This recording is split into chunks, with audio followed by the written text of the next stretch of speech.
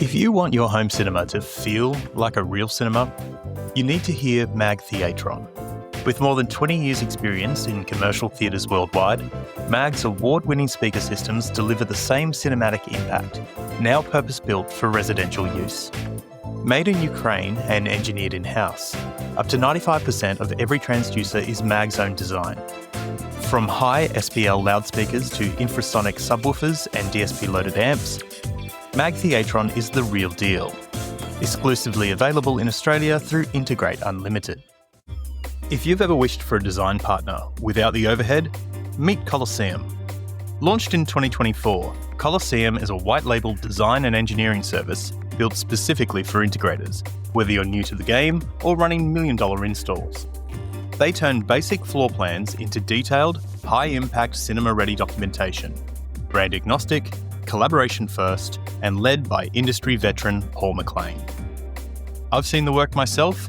This is world-class support for serious cinema projects. Colosseum, your behind-the-scenes design team.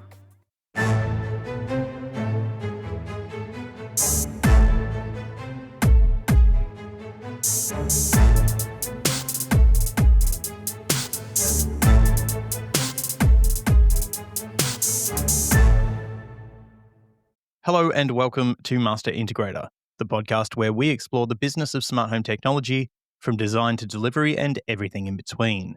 I'm your host, Paul Skelton. Before we begin, a quick thank you to our sponsors, Integrate Unlimited, the exclusive Australian distributor of Mag Theatron, Colosseum, the design and documentation wingman that you didn't know you needed, and Connected Magazine, your trusted source for smart home and AV industry news. Now, I wanted to start this episode with a story I've heard more than once in the past few months. It goes something like this. A smart home business has more work than it can handle. They've tried hiring locally, posted ads, asked around, even taken on apprentices where they can. But they've heard nothing. Then, out of the blue, they get an email from someone overseas. Fully qualified, experienced, ready to move. They want the job. And the integrator? They want to hire them. But they have no idea how. What happens next? Usually, nothing. That's where today's guest comes in. Samantha Norman is a skilled migration expert from Mappian, and she spends her days helping businesses understand what it really means to sponsor a worker, the rules, the responsibilities, the risks, and the rewards. In this episode, we talk about how the smart home industry, which doesn't even have its own ANSCO code, can still engage with the migration system. We cover sponsorship, compliance, workforce planning, and how integrators can use migration not as a last resort, but as a strategic tool. If you've ever thought about hiring overseas talent, or you're struggling to fill roles and feel like you've run out of options, this episode will give you the clarity and confidence to take the next step. This is Master Integrator. Here's Sam.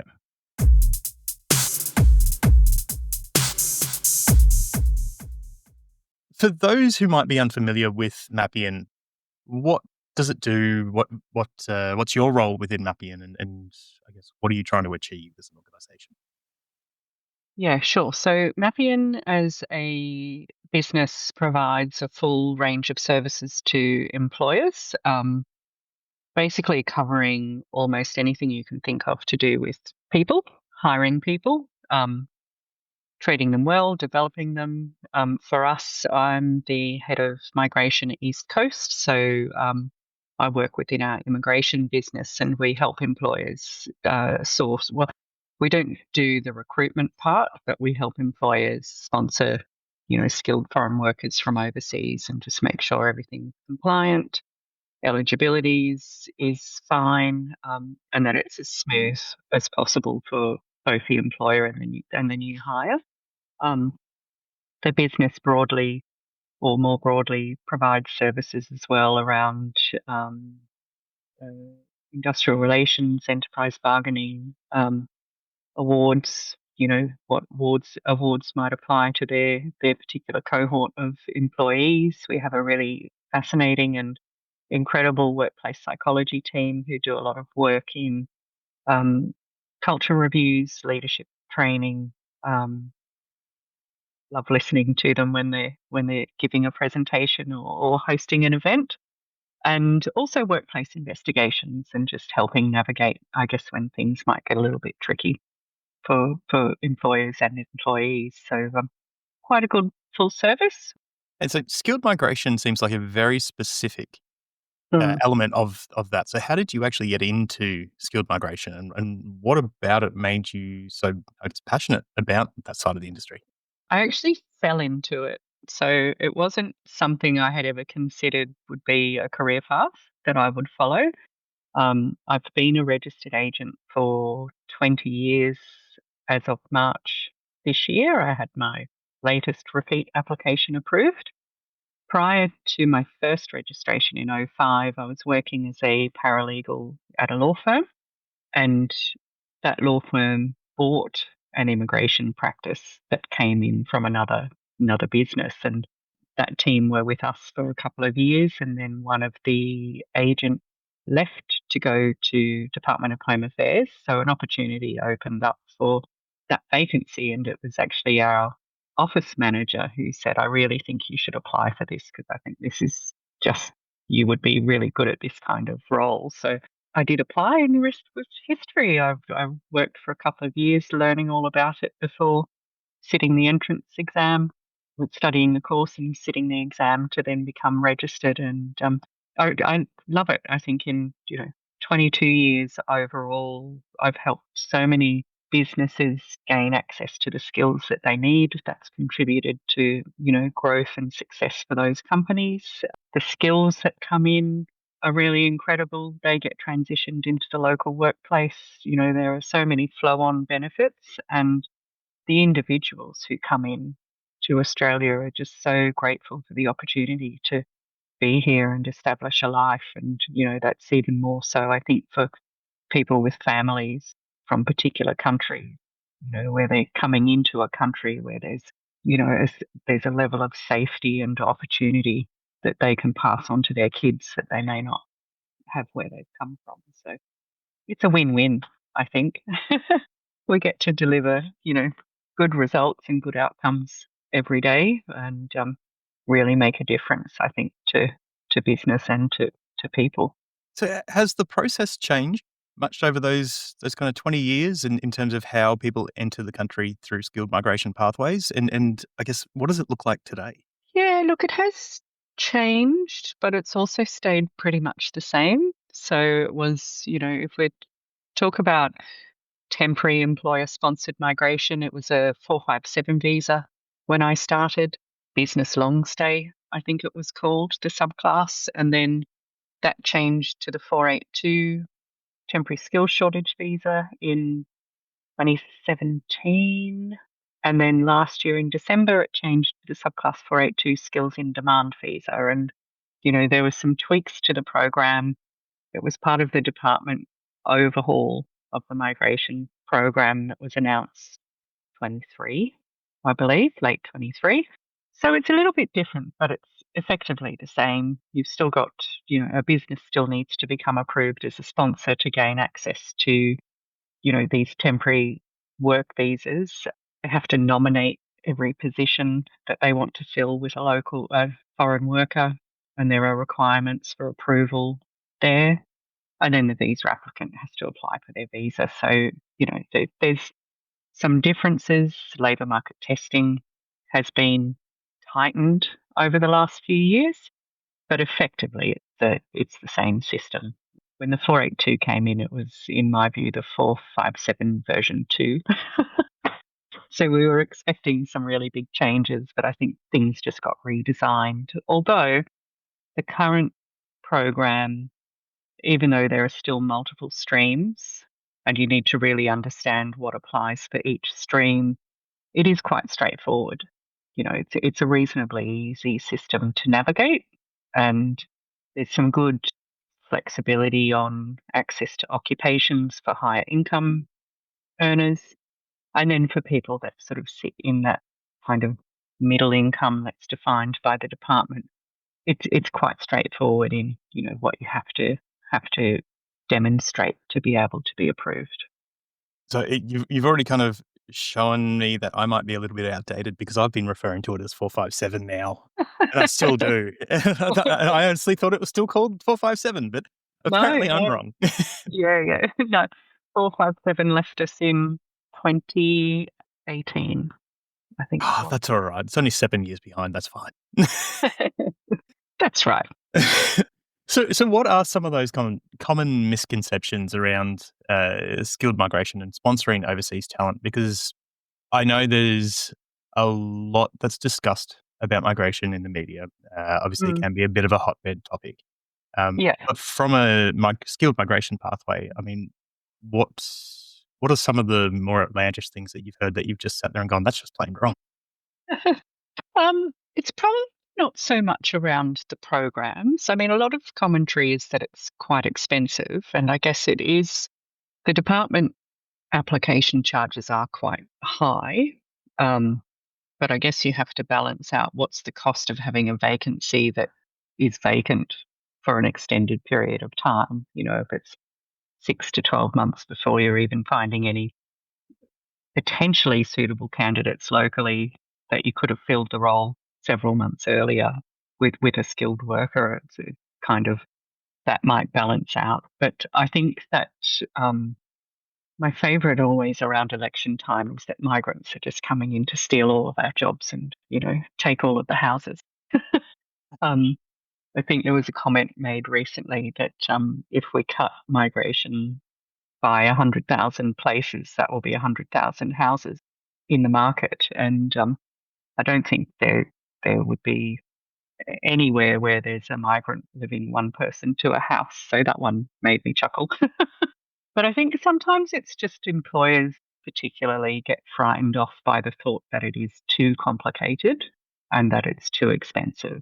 And in context, to become an approved sponsor, a business just needs to show the department that they're actively and lawfully operating. So, all of their business registrations done, they're actively providing services or products to the market locally. So it can't be a shell company.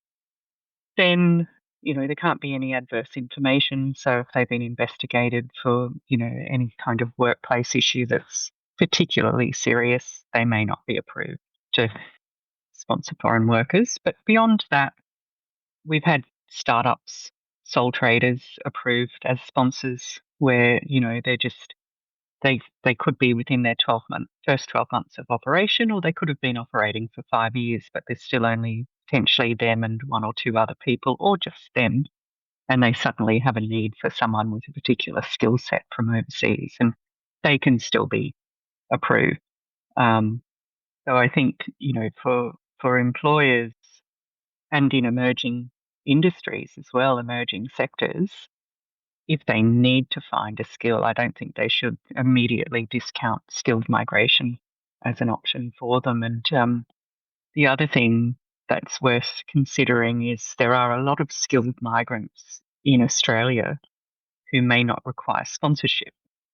They could already be here on a visa that gives them permission to work, but they're having a challenge trying to break into the local labour market because of, they don't have local experience.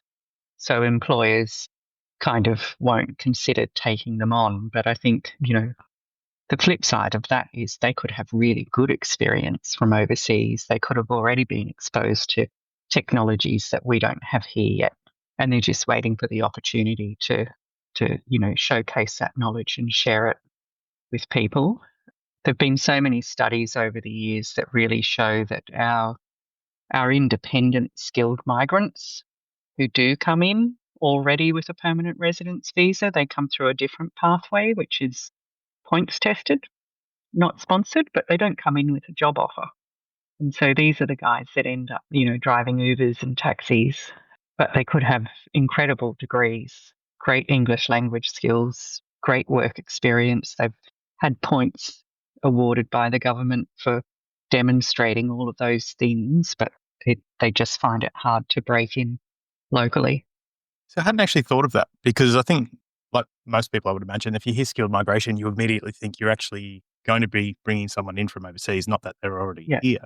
So Yeah. that's quite an interesting point there that I'm sure a lot of people hadn't considered. Yeah. I think it's sometimes there's, I think, a perception, particularly around English language, where it could be an accent is very strong, but the English capability is perfectly fine. Yeah. So it could also be, I think, for us just retraining the way we hear things to go beyond potentially a barrier around just an accent that someone has.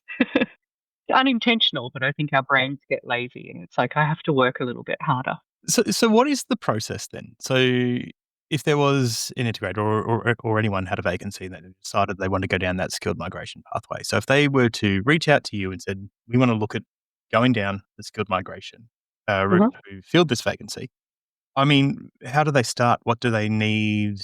What should they be budgeting? I imagine it's probably different in every case, but I mean, what Yeah. do they actually need to know before they start that process to make sure that they're using it effectively? Yeah, I guess one of the main things, like we say to our clients, is, if they're looking at a candidate who has applied that needs sponsorship, we just need to, be sure that the occupation itself or the position fits within an eligible occupation. That's the first thing to tick. The second is that the candidate themselves can meet the threshold criteria for the sponsored visa. So generally, that will be a relevant qualification and, a minimum level of experience. It was reduced in December to 12 months work experience. Previously, it had been 2 years in the most recent five. So that's opened up a little more flexibility as well. English, if they need an English language test, depending on what country they're from, that they can meet the required score. Health and character generally. But for an employer, it would be, can we become eligible as a sponsor? So as I said, startups can apply for sponsorship approval, sole traders can apply for sponsorship approval. Turnover will be a factor to the extent that the department would want to see that the business has the capacity to pay the salary they're offering. So, a business doesn't need to be making tens of millions of dollars, but they do need to have, some income coming through and, not be, I guess, operating at a loss for an extended period of time.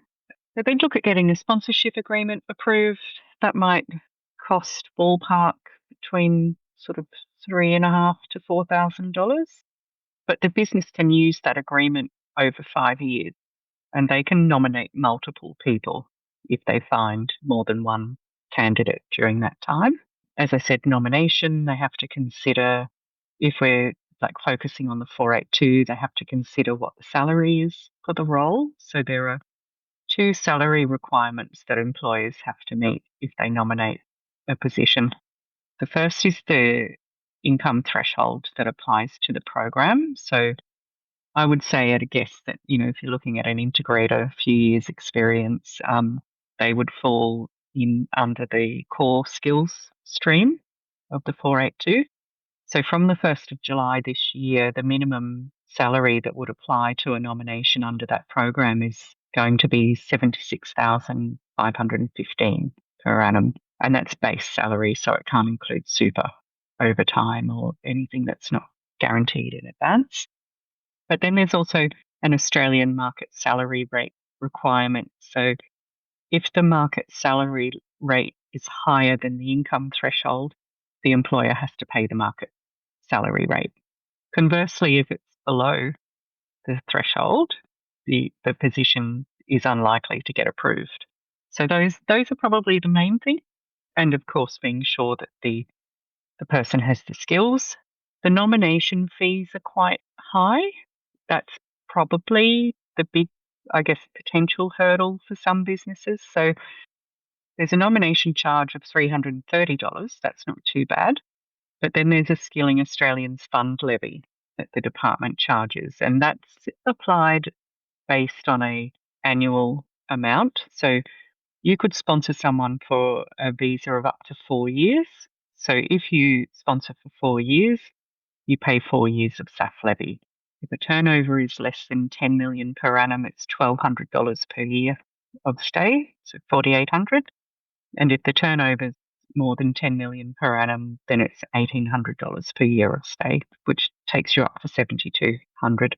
It's paid up front, so that can be a little bit of a deterrent. The department has said that it can be treated as a tax deductible expense, when the business goes to lodge its company tax return. So I guess there's some kind of offset further down the track, but it's still an outlay. Businesses have to pay all of the costs that are associated with a sponsorship and a nomination, but a candidate can pay the visa charge. And then we get to the visa charge, and that currently is $3,115 for a primary applicant. And then there are additional charges for family members. So they all add up.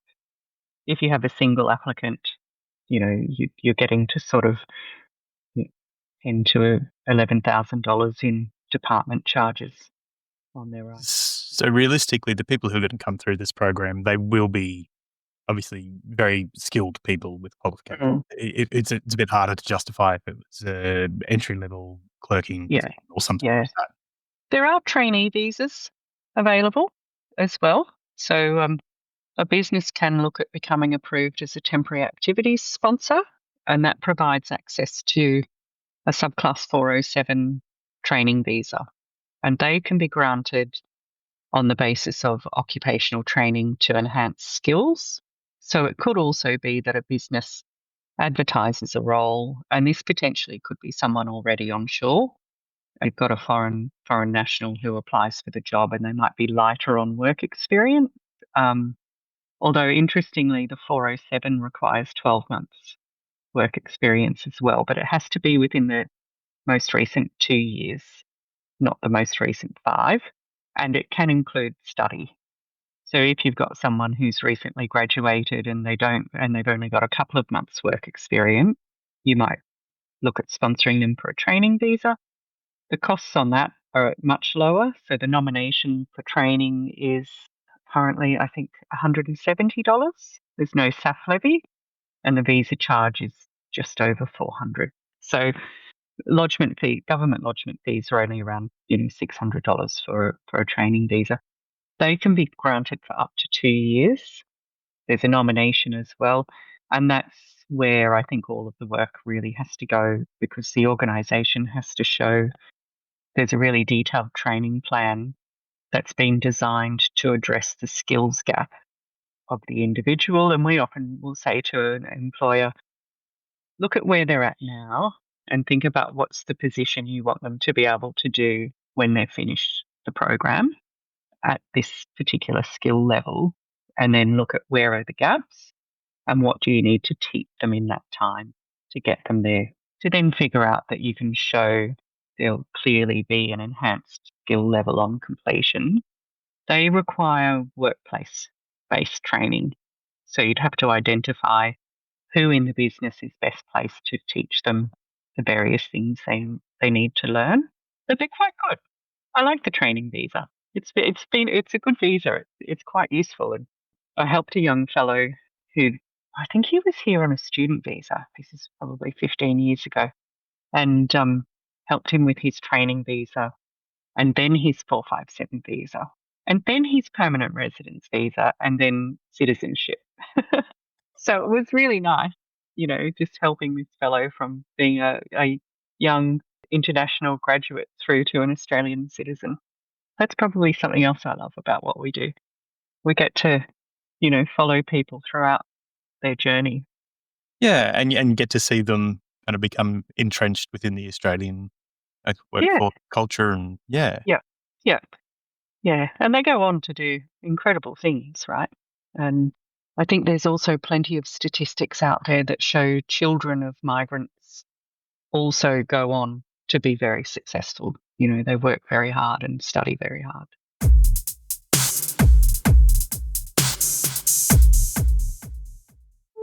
Connected Magazine is your go-to publication for the commercial and residential AV and smart home industry. You might have heard the term digital twin, a virtual model of a real-world system. It's already making waves in commercial AV, letting integrators and IT professionals manage complex technology remotely. But can it work in the home? In this edition, Connected explores how digital twins could reshape the residential space, and whether it's a trend worth following. Find out more in the latest edition of Connected Magazine, and check out the website for all the latest AV news and product updates. Links in this episode's description.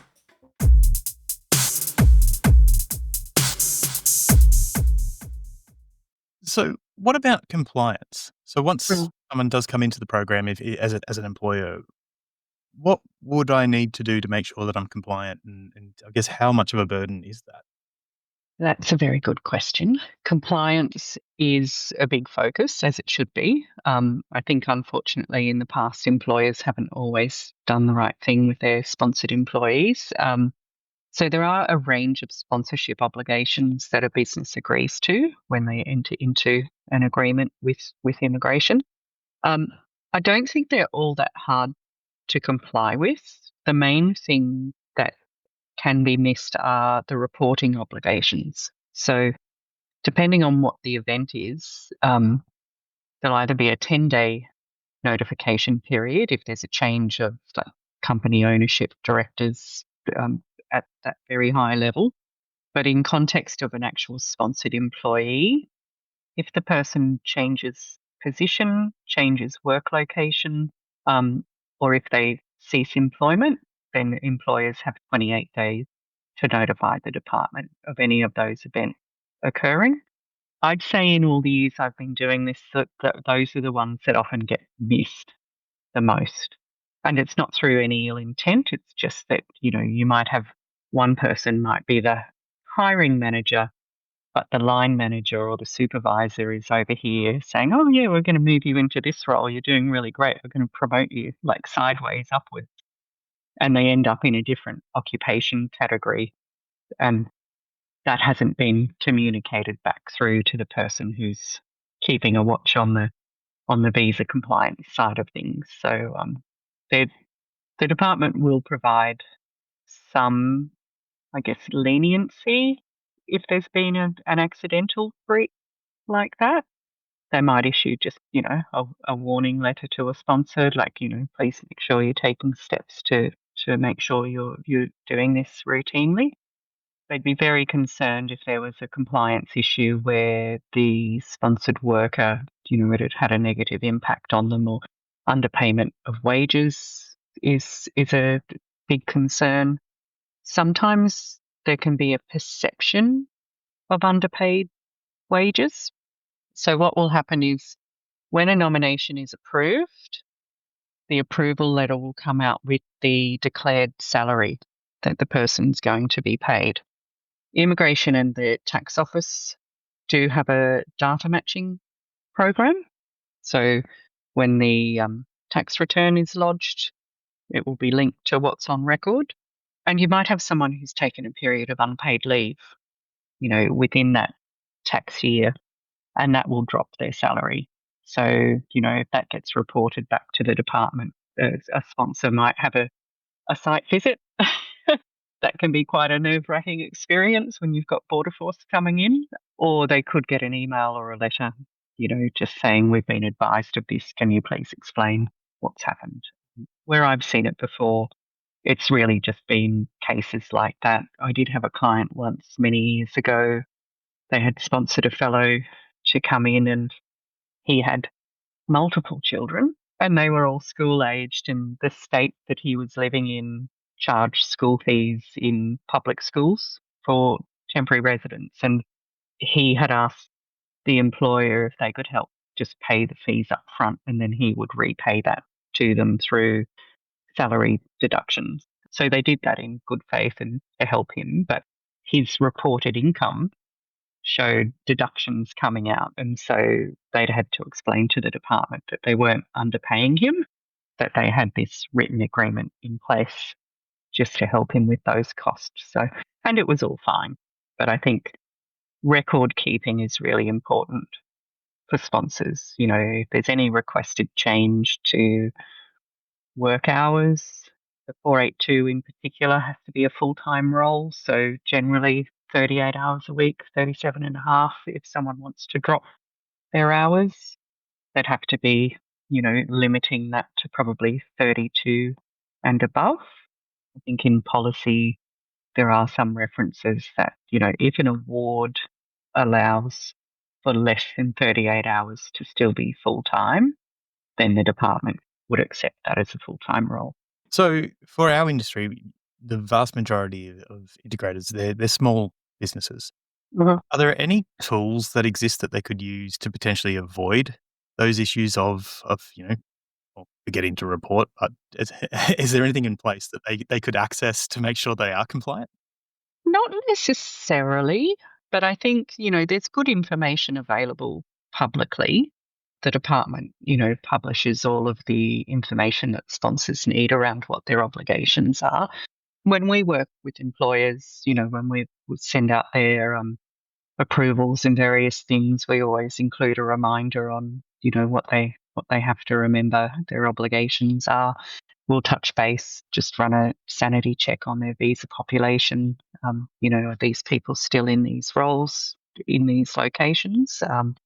And as I said, things do sometimes get missed. So it's just also a matter sometimes of proactively identifying, oh, I forgot this happened, and then just notifying the department to say, look, we've just done an audit with this client and, become aware that this change has occurred. Apologies for the late notification. And I think for smaller businesses, it hopefully is a little easier to, to stay on top of those things. The challenge would just be remembering them. So, yeah, it might be, even something as simple as a smaller business owner setting a reminder for themselves, every 3 months, check this is, this person's still doing this role. Sounds a little simplistic, but sometimes simple works best. So if we do look at the smart home industry, I mean, it is quite often misunderstood, especially at the policy level, because, are we electrical? Are we telecommunications? Are we IT? Yeah, There's an argument for all and against all of those. yeah. Uh, how does that impact an integrator's ability to sponsor a skilled worker? Or does it? It probably doesn't. The key is that there is an occupation available for those positions to fall into. When we do an assessment for a client, we will look at the position description as the primary driver of, of where something fits and what the occupation is to be nominated, because there will be cases where you might have two or three occupations as well that may fit the one position. So then you just have to really drill into which one fits the most. Where do we have the best level of correlation to go through there? And for that core skills stream, there's over 400 occupations available. There's quite a lot around electronic equipment technicians and electronic equipment trades workers. So it may be that you're looking at the position, but then also the skill of the candidate and what qualification level they have, because that can also then determine where the role falls, if that makes sense. But I think, for your sector and for integrators and, people that fall within that realm of crossing over, there would be an occupation they fall under for sure. And it could be a challenge when you've got emerging skills, and you've got occupations that may not have previously been determined as falling somewhere.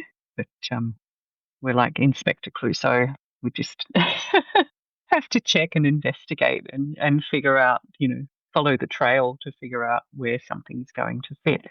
The other thing is there are labour agreements available for companies. Um, if there is an occupation that really doesn't fit within one of the approved occupations or on a list, a business can seek a company specific labour agreement from the department requesting access to an off list occupation, but they can be quite expensive and they do take quite a lot of work and quite some time to get approved. It's not just the immigration department that looks at those, it's also the Department of Employment, but it's a tripartite agreement between the business, immigration, and Department of Employment, for want of a better term. Okay, It's probably a back pocket last resort. It's probably not something a smaller business would look to do for a one off where it's more an entry level role. That might be something that you'd do if you really have maybe a more senior person that's got a very particular skill set that might help, like grow your business, more strategic hires. So as an industry, we don't have an ANSCO code specifically for integrators. It's something that No. we've been Yes. working towards. And Yeah. as a side note for listeners of this podcast, we do need people to actually identify as integrators on the next census next August. Otherwise, we won't have an ANSCO code Mm. moving forward. Yeah. But if we can actually get that in place, how much easier will it make the process of actually bringing in skilled workforce? That will be the first step, I think, to simplifying it, is actually having it have an ANSCO created. The next step is then having it included on the occupation list. So Jobs and Skills Australia will also provide advice to the department on what occupations are in demand.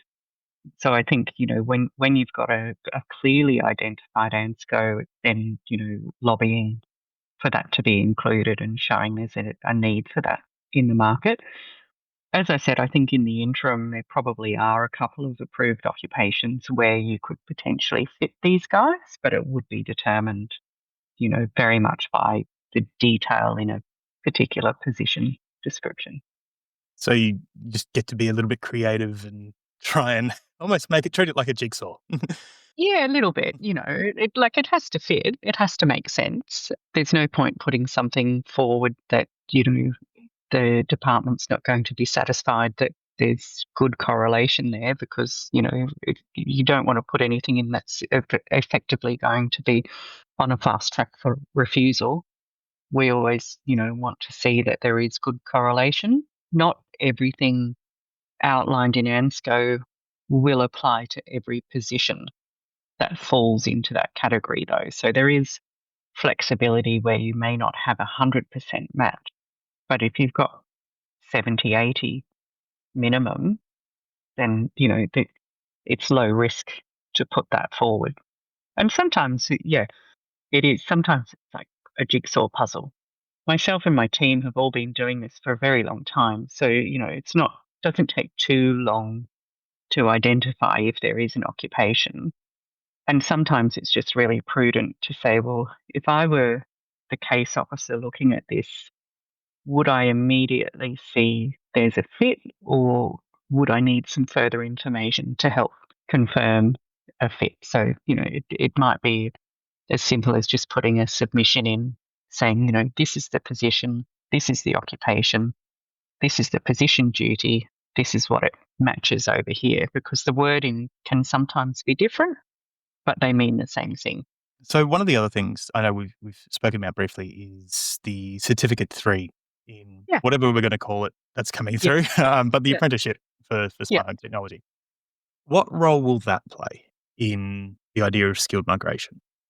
Yeah. That's really exciting. So, congratulations. It's great to hear that's going forward. So, I think what it will do is it will open, I guess, a pathway for international students. That's quite a good thing. So, certificate threes are generally, I think, the lowest level of qualification that a student visa applicant could apply to study in Australia. So it gives you a market potentially of people coming in from overseas, particularly if Australia is going to be one of the first to offer that recognised qualification. And student visa holders are also a really good talent pool, because when they're on a student visa, they can work up to 48 hours a fortnight when their course is in session. They can work full time in semester breaks. But when they complete their course, they can also apply for a post study work visa. And depending on the level of study completed, like for a Cert 3 graduate, it would be up to 18 months where they would get a 485 visa, and that would give them full work rights. So they could then go into the workplace and go into an entry level role and start to build up employment experience. And that's when, towards the end of that graduate visa, an employer could look at sponsoring them for something in the longer term. So, it gives you potentially access to quite a broad pool of candidates that come through with an Australian qualification as well, right? If they've come in to study and, what they've learnt is at local standards. So I'd say that's a big win for your sector. And it's It's also, definitely still got a lot of work ahead of us, but yeah, yeah. It's exciting though. If you look to the future, it's certainly a step in the right direction of just opening up another talent pool. And some of the ANSCO occupations that, potentially could be considered for integrators as well. Certificate level 3 is the minimum qualification level they would normally need. So, it would tick that box as well. so now that I've been out there talking a little bit more about the apprenticeship with people in the industry, a lot of integrators, because they are, well, the vast majority are struggling to find staff, and we're talking Yeah. maybe 60% are still looking for Yeah. staff today. I do like to play a little bit of devil's advocate on this show, Mm. Yeah. but there was a comment that was made, and I just want to get your opinion on it, and I can already guess what the answer will be. But they suggested that skill migration is simply a stopgap rather Mm. than a long-term workforce development tool. How do you feel about that? Um, I actually, I get where that's coming from because skilled migration doesn't address the underlying issues that, exist in the country and sort of workforce participation rates, population, basically, and having, young people come through some of these more traditional, even though, integrators are an emerging role and emerging tech, still young people not sort of traditionally coming into these vocational pathways. So there are a lot of underlying issues at play that long term, the government of the day has a lot of work to do in figuring out how to address that. But I don't think skilled migration is a stopgap, though. I think it's an essential tool to help alleviate some of the pressures that are building because aging population, baby boomers have pretty much moved out, I think, of the workforce now. I'm probably going to be the next, I've still got quite a while to go, but I'll be the next generation that starts phasing out. And, we're not, people aren't having babies like they used to, potentially having them later in life as well. So at the moment, there's a big deficit in available people. I think skill shortages have eased a bit in the last, well, post COVID. Like during COVID, it got pretty grim because we didn't have backpackers coming in and, not a lot of skilled migration happening. So post COVID, we're back to some like working holiday makers are back, not quite at the levels pre COVID, but they're certainly coming back and helping with some of the shorter term problems. But JSA, I think it was yesterday, I made a note. So Jobs and Skills Australia always releases its recruitment insights report each month. And for May, I think recruitment difficulty eased a little bit, like 2 or 3%, but it still reported that 50% of employers are, having recruitment difficulties. So I think they can complement each other. Long-term planning, investing in education, getting better programs and incentives in place for people to take up some of these roles. But migration's always going to play a part, in alleviating, not solving Okay. skill shortages. Yeah. So let's say there's an integrator listening to this. They've been looking for staff. They've just had someone from overseas apply. What's their first step? What do they need to do? Because if they've never done it before, they might be sitting there Yeah. thinking, "I have no idea." Yeah. They need to reach out for advice and assistance. Whether it's us or someone else, just make sure whoever they get advice and assistance from is properly registered because we've all heard horror stories of getting advice from people they shouldn't be getting advice from. But I would seek advice and assistance. And the first thing they need to do is, as I might have said before, check that the position and the person is eligible, get an idea of the costings. They'd have to become an approved sponsor. They'd have to nominate the position and the visa would have to be also lodged and granted. All of those things can happen at the same time. There's a lodgement order just for validity's sake, but it can all happen concurrently. But they would still have to be mindful that, as of today's date, from the time something is lodged, it would be 2 to 3 months before the visa's at hand. So processing times currently are quite slow, quite problematic for urgent needs.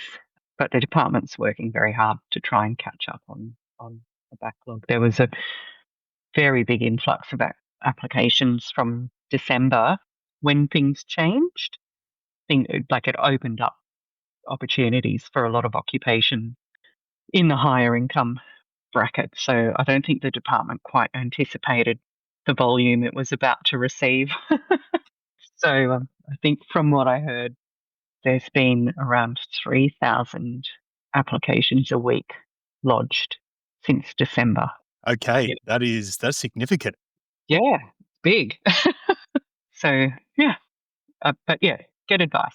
I think if they're unsure, employers sometimes do it themselves, but I think it's just if it's not clear and you're not sure, it's worthwhile having someone help you with it because it's easier to have it done right the first time than having to start again if something's refused. You can always relog, but particularly with the nomination, because the application charges are so high, if you miss something and it gets refused, you don't get those fees back. So, And do you have to pay again if you do relodge? yeah. So what's the builder's quote? Measure twice, cut once. That's right. Yeah. So it's a bit like that, but just like, lodge once. That would be my suggestion. So lawyers can give immigration assistance and registered migration agents can give immigration assistance. So if anyone's a first time applicant and they're looking for support, they just really need to make sure that the person they're speaking with, is registered either with OMARA, that's our registration body as agents, or with the relevant law society. So it's time for, let's call it a shameless plug. Mhm. If someone listening to this wants to find out more, Yeah. how can they reach you? How can they reach Mappian? And I mean, how do they get started and go Yeah, down yeah. this process? The best thing to reach me would be to send an email through, just with a little bit of background on, what they're needing help with, and then we can go from there. Help with an eligibility assessment and checking that the business would be all right to become a sponsor. Look at what the occupations are, give guidance around salary and anything else they would need to know. We certainly operate on the basis of no one can ever guarantee the success of an application, but we're not going to advise a client or sponsor to apply for something if we're not confident it will be approved. It's just not, reputationally, you wouldn't be doing that anyway. So we want our clients to feel confident in the process. And even if it takes a little while for the approval to come through, as I said, just knowing that, at the end of the day, they're going to have this person that they need. But yeah. But the main takeaway is keep an open mind. Yeah, absolutely. Stay open to it. They'll be very surprised. I think, as I said, I think at the very beginning, the cost of sponsorship versus the cost of having an ongoing vacancy where you can't accept new contracts, deliver services, keeping it vacant when you know you're not going to find someone locally probably doesn't make as much sense as taking a gamble and sponsoring someone who's keen to come and work for you.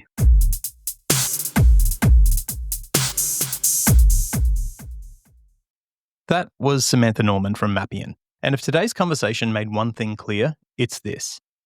Skilled migration isn't just for big tech companies or hospitals or law firms.